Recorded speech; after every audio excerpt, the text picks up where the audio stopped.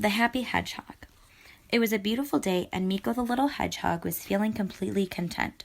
He lay in his garden watching the clouds as they changed shape. They reminded him of certain animals or plants. Miko loved his garden. He knew every flower, all the herbs, and even all the weeds by name. More than just their names, though, Miko knew all about their healing powers. The little hedgehog knew all of the animals who lived there. The reptiles, the mammals, the amphibians, even the insects. Above all, he knew the birds by sight and by their song. Suddenly, a voice shattered his thoughts. "Ha! Look at you, lounging in the garden, dreaming the day away, you lazy good-for-nothing." It was Grandfather Tarek, who was out for his morning walk. "The youth of today are simply useless," said Tarek. "When I was a boy, it wouldn't have occurred to me to sit around all day long staring into space. You should do something."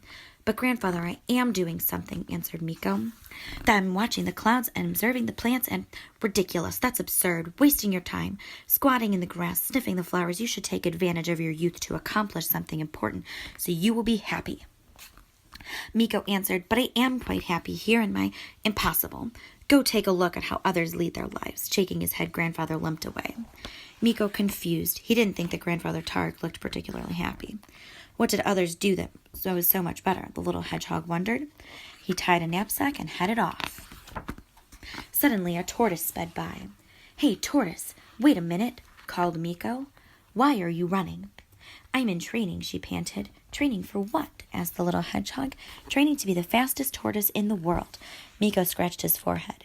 "Isn't it a bit difficult to run with such a heavy shell on your back?" "Of course it is," said the tortoise. "That's why I have to keep on training, of course. But if I become the fastest tortoise in the world, I will be famous and happy." That sounded good to Miko. "Let me run with you," he said. So the two took off. But soon Miko gave up. He was completely worn out. "Oh dear," thought Miko, "running can be fun, but not like this." Suddenly a hare hurried across his path. "Hare, wait! Are you also in training?" The hare looked baffled. Miko noticed his notebooks that Hare was training. "Training? No, I'm going to school." "To school? Come along with me," Hare answered, "and see for yourself." "All right," said Miko, and followed the hare to school. Miko hid beneath a tree and watched. The teacher taught addition, subtraction, geography, and penmanship. Miko couldn't understand a word. "Do you understand all those things that the teacher was talking about?" "Are you kidding? I understood absolutely nothing. I just memorize everything. My head will be so full when I've finished. Maybe one day I will be more brilliant, the most brilliant hare of all. And then I'll certainly be happy." The hare said goodbye and hopped back in his seat at school.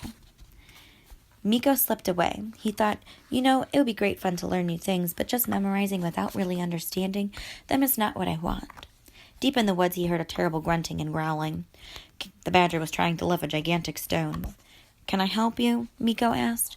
With a terrifying roar, the badger heaved the stone high over his head and then suddenly let it thud to the ground. Miko jumped back. "You almost flattened me. What are you going to do?" "I'm building up my muscles. I want to become the strongest badger in the world." "Oh, no, not again," thought Miko. "Why would you want to be so strong?" asked Miko. "Why would you even say why? If I'm the strongest in the world, then everyone will respect me. I wouldn't be afraid of anyone, and that would make me very happy." "Could I give it a try?" asked Miko. "Of course," Badger grinned. "Here, let's try with this small stone."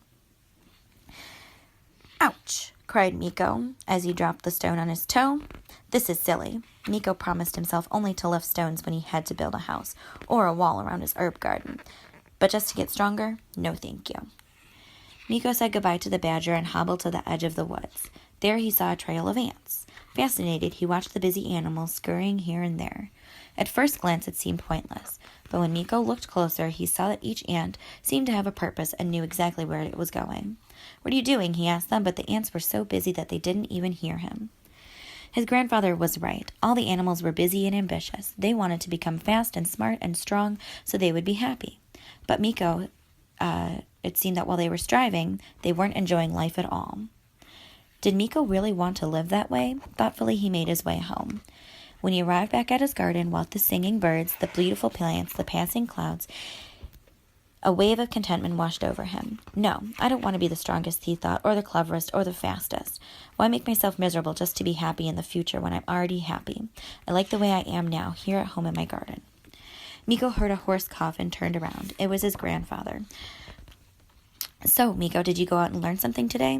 Yes, I did, grandfather, but you're coughing. Sit down and I'll make you a cup of tea with herbs from my garden, mixed with fresh honey. That will certainly do you good. You think so?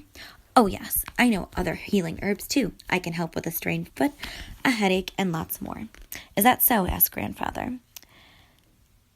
He asked Miko questions as he sipped his tea, and with each answer, Grandfather Tarek saw how much his grandson really did know and how much there